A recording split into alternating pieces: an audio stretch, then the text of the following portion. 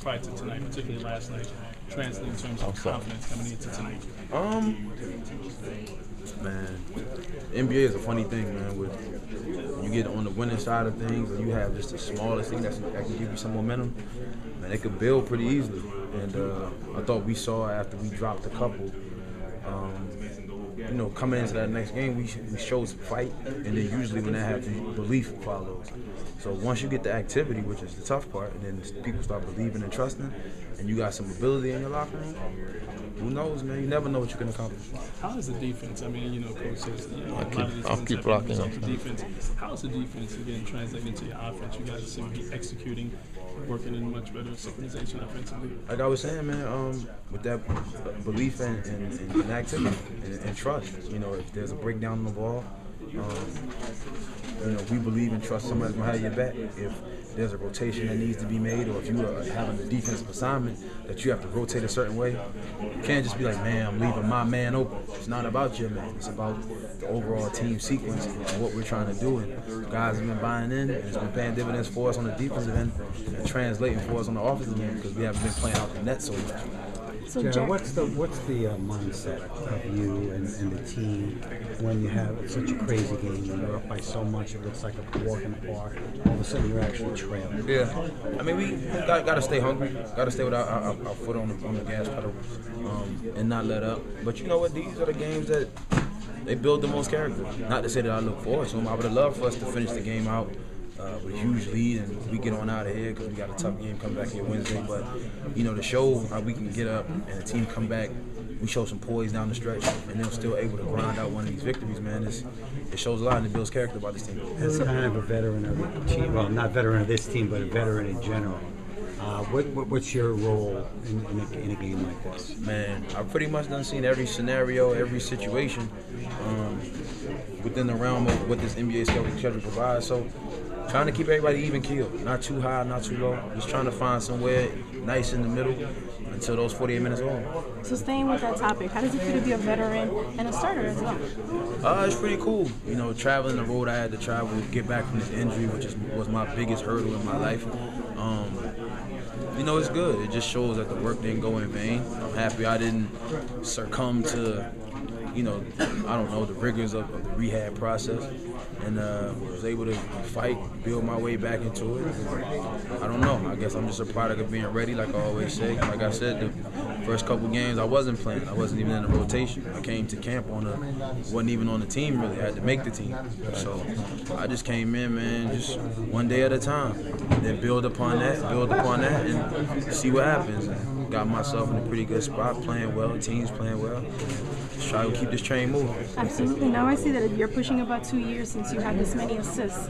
So talk to us about that. Like, how does it feel to kind of sort of go back to where you belong? Man, you got a lot of weapons on our team. And, it's really our defense, honestly.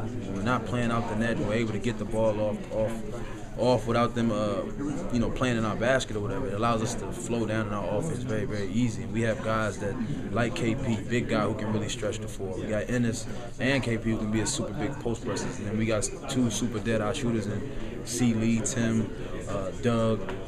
Kyle has been coming in great for us. So we have a lot of options that makes the defense, stretch them out, so to speak. And we go in there and we try to take advantage of it. Perfect. Thank you. Hey, Jarrett. Keep it real. Since you started playing, winning. You had a great birthday weekend. Today. You have a lot to do with that. I'm just a piece to the puzzle. I believe everybody has an overall responsibility, and I just think mine is being that calming presence, trying to lead and direct guys, put them in positions where they can be most comfortable, most successful, and it's been translating into some wins. I know I'm not solely responsible, but I just try to come in and do my job to the best of my ability.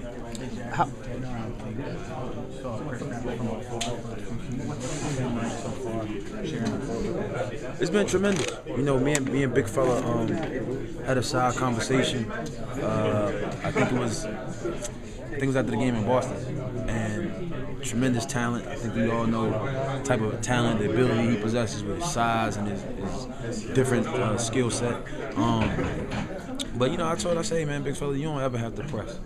You know what I mean? I'm gonna try my best to put you in those positions to make you or help you be that player that I know you want to be that presence or that imprint every single game within those 48 minutes, and just make sure, just trust that I'm gonna help put you in that position as best I can. How have you made What was it? his reaction to that? Did you see to? No, he was very, very receptive. We came up with a package of plays that he felt most comfortable with, and just knowing, bro, you're never gonna just be meandering around the game feeling like, feeling lost, feeling like your imprint hasn't been put on the game. Like, Was this locker room afterward or the next day? Nah, it was on the plane actually. Yeah, him and Billy was playing Monopoly. I think I kind of interrupted their game, but I thought I had a bigger conversation for him. Worthwhile, bro. Right. Thanks, Jack. How problem. have you gone from being out of the rotation to being so effective as a starter? Staying ready, man.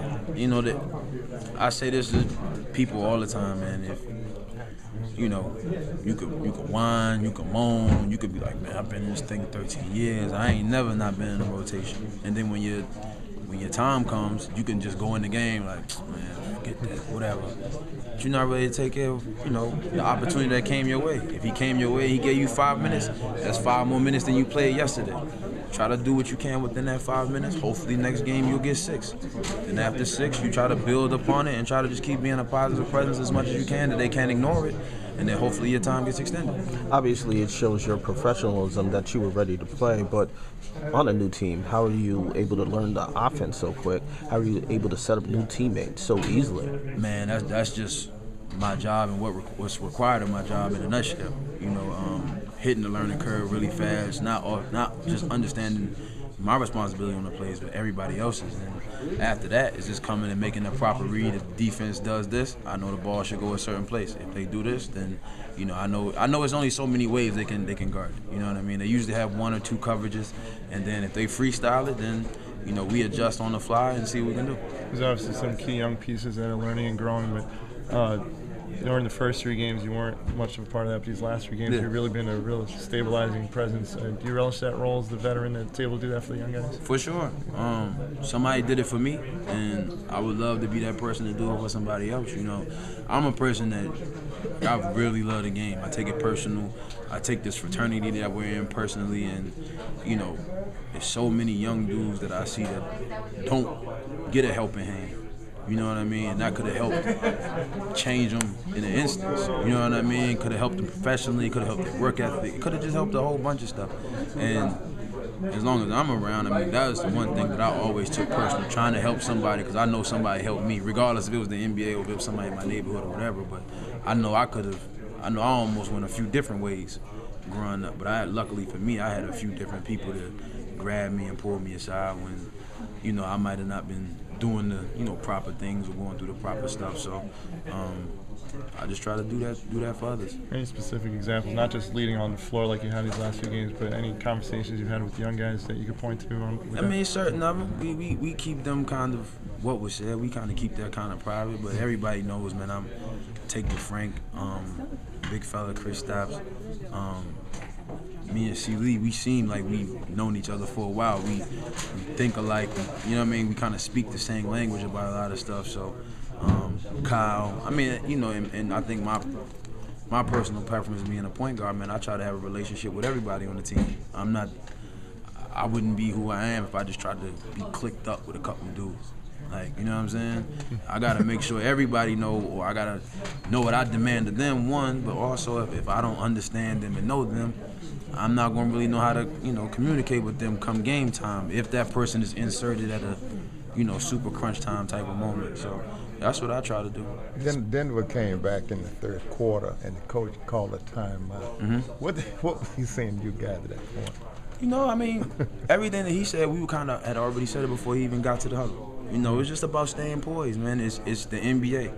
This stuff happens. Yeah, we would have loved, like I said, we'd have loved to walk out of here with that 20-point lead that we established in the first half and early on in the second half, but they came back. So what we gonna do now? We just gonna put our heads down and we Now it's a 0-0 ball game, period. And let's show some fight, show some poise, and be able to grind and grit one of these games out. You showed that last night, and then obviously, like you said, you showed it again tonight. How much have you guys matured since that 0-3 start to be able to do that in these last 2 games specifically, and also these last 3 games? Man, I just think we kind of know what you're capable of now. You know, when you do something or you work so hard and you, it doesn't translate into winning, you kind of question it or second guess it sometimes. So once you see it translate into a W and you're like, even the first game we won, I was like, man, I don't even think we played that well. You know, really. I just thought we out-hustled them. We had a little bit more effort, a little bit more fight. We had some belief. But just on a pure talent perspective, I didn't think we played that well. Even tonight, like, we played well in the first half. Have we put a whole 48 minutes together yet? Not yet. And, you know, we've been playing pretty good as of late. So if we can continue that but keep building and try to put a complete game together, who knows? When you finish playing basketball, are you going to be a broadcaster down the road? I don't know, man. I don't know if TV is my thing. Great. I mean, a lot of people tell me that. It's just kind of talking about stuff over and over. It gets kind of monotonous to me. So who knows? Who knows? I mean, I'm not going to close no doors on anything. Oh, thank you. Appreciate it. Appreciate it. Kind of like us asking the same questions over and over. I mean, that's different because at least I'm talking to a different person. I gotta like I've sat in on the NBA TVs and the whatever, and just watching the same highlight over and over. Here we go again, and it's the spin move. We did it all. I mean, it's just like, you know what I mean? I've done it when I had to do an East and a West Coast game. So obviously, the East game, then you gotta wait for the West. I get there at 3:30. We don't leave till 2 in the morning. I'm like, I'm not used to these hours at all. What about head coach of the team, NBA team? I think that'd be something that I'll more so try my hand at, probably more than anything. You know what I mean? I think, you know, it's what I know. It's kind of how I'm born and bred. Basketball is something I was enamored with when I was a young kid. Was he coaching the Knicks? You know, hopefully I can get some time playing for him first. And then, who knows? Like I said, I'm not one to close any doors. You never know. It would be great. Thank you. It would be a blessing. Appreciate it.